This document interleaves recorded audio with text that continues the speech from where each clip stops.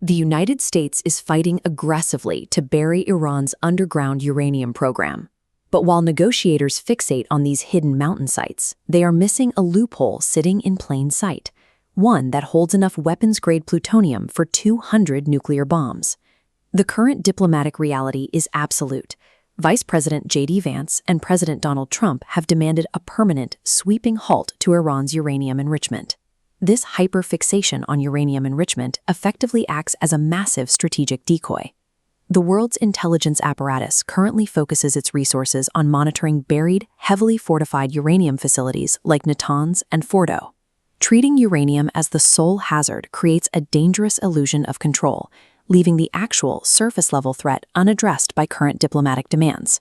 The real blind spot is the Bushehr nuclear power plant, which operates openly as part of Iran's civilian infrastructure.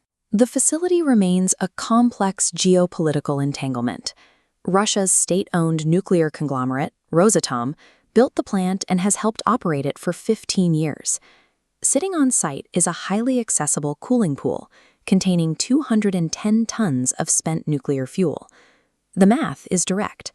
Processing the reactor's efficient initial fuel load yields roughly 2,100 kilograms of weapons-usable plutonium-239. This is enough raw material to build over 200 nuclear bombs, more than twice Israel's estimated arsenal. Designated as a civilian utility, Bushehr functions as a turnkey, unmonitored weapons depot hiding in broad daylight. The primary intelligence argument suggests this plutonium is useless while trapped inside highly radioactive spent fuel assemblies. To weaponize it, the zirconium-clad fuel rods must be cut open so the plutonium can be chemically stripped away from the other radioactive isotopes. This is a chemistry Iran mastered 30 years ago. This domestic extraction expertise was developed using specialized shielded glove boxes at the Tehran Nuclear Research Center. The technical barrier to extraction has already been cleared. Iran possesses the historical blueprint and operational know-how to process this fuel. We also know exactly what it takes to build a plant for this process, based on assessments from the U.S. Government Accountability Office. Scaling up this chemistry doesn't require a sprawling military fortress. It requires a nondescript warehouse measuring roughly 130 by 60 feet, relying on basic industrial technology, similar to a commercial dairy farm. Because of its small size and low complexity, a facility to execute this chemical separation could be fully constructed in just 6 months. After only 10 days of operation, this small-scale plant could separate 1 full bomb's worth of plutonium every single day. Once that raw material is separated, manufacturing a plutonium bomb core takes the same 2 to 3 weeks as building a uranium core. The Bushehr loophole reduces the timeline for a nuclear breakout from years of complex enrichment down to a 6-month logistical sprint. Any new negotiation that leaves the Bushehr facility untouched ignores Iran's fastest path to a weapon.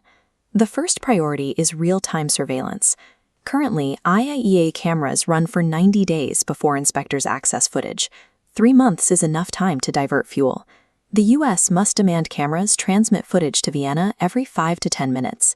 The second demand is physical removal. The spent fuel piling up in the cooling pools must be routinely shipped out of the country. Logistics are available. Gulf states like Saudi Arabia could assume the financial responsibility of shipping the cooled fuel back to Russia. Upgrading surveillance and physically removing the fuel strips Iran of both the raw materials and the secrecy needed to weaponize them. The third requirement is containment. Negotiators must demand an absolute halt to Bushehr's second reactor. Historically, Iran has used peaceful civilian nuclear construction sites as procurement fronts to smuggle weapons technology. Fourth, Iran must explicitly forswear the production of metallic forms of plutonium and any future reprocessing of spent nuclear fuel. To enforce this, the agreement must mandate unannounced, no-notice inspections at all facilities. Diplomatic crises often force policy corrections. These 4 demands provide the specific framework needed to address the current plutonium vulnerability. The location, the timeline, and the specific countermeasures are fully identified. The outcome now depends on Washington's willingness to act.